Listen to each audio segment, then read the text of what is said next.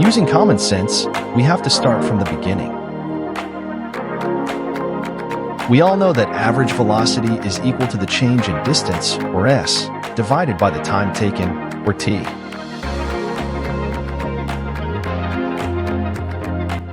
We can also use simple math to know that average velocity is the initial velocity, or u, plus the final velocity, or v, divided by 2.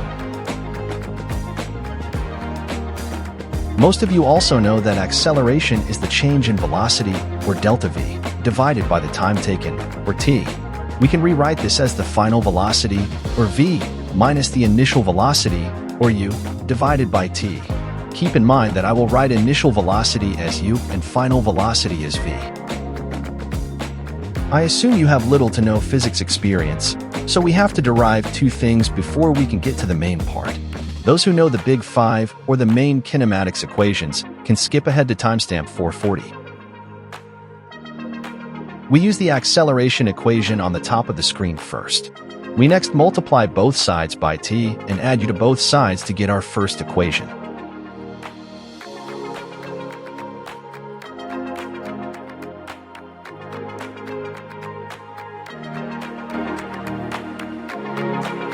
We next use the average velocity equation on the top of the screen.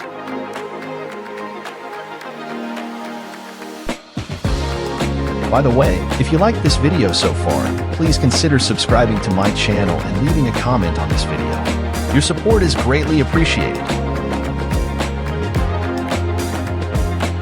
We next rewrite this equation. From step 1, we know that final velocity, or v, equals initial velocity, or u, plus acceleration times time.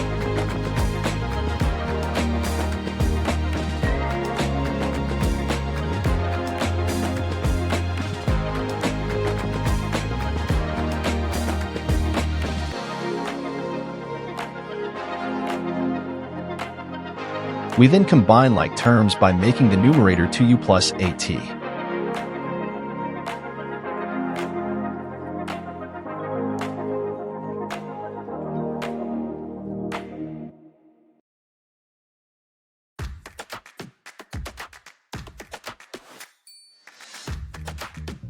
We also know from the top left corner that average velocity equals total displacement, or s, over total time, or t.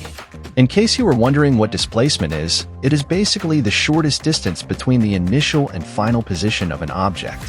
By multiplying both sides by t, we get our second equation, which is total displacement, or s, equals initial velocity, or u, times total time plus half acceleration times time squared.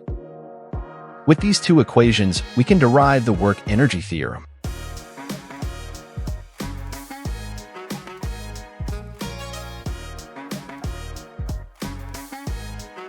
We know that v equals u plus acceleration times time. We then square both sides to get v squared equals u plus acceleration times time whole squared.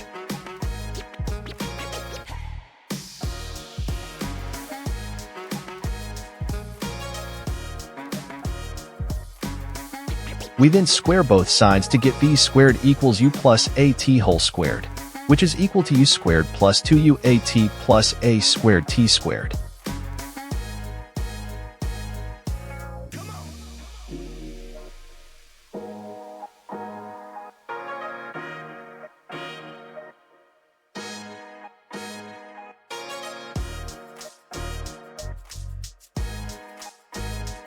Combining like terms makes it u squared plus 2a times ut plus half at squared. From the second equation, we know that ut plus half at squared is just equal to s, or displacement. Thus, we get v squared equal to u squared plus 2as.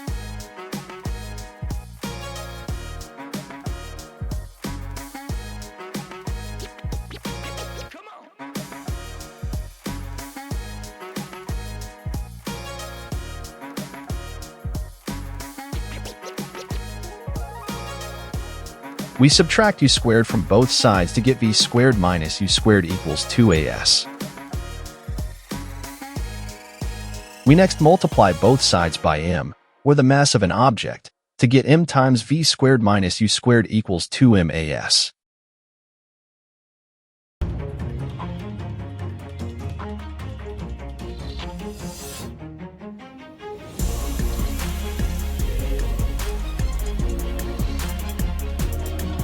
We then multiply a half to both sides to get half m times v squared minus u squared equals mas. We distribute the left side to get half mv squared minus half mu squared. As everyone knows, F, or force, equals ma. In other words, Newton's second law. Thus, we can rewrite mas as Fs.